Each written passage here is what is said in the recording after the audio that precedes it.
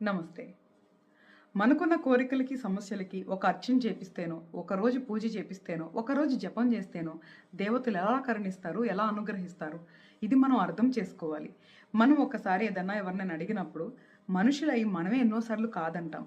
పిల్లలు గాని, పెద్దోళ్ళ మధ్య గాని బంధం అలాగే ఉంటుంది. 4, 5 సార్లు అడిగి, ఏడ్చి, పెంకిగా ఉండి, లేదా బతిమలాడి, ప్రేమగా అడిగి ఇలాగ సాధించుకుంటాం. అలాగే మంత్ర దేవతల్ని కూడా చాలా ఓపికగా మనము సాధించుకోవాలి అంటే సమయం వెచ్చించాలి.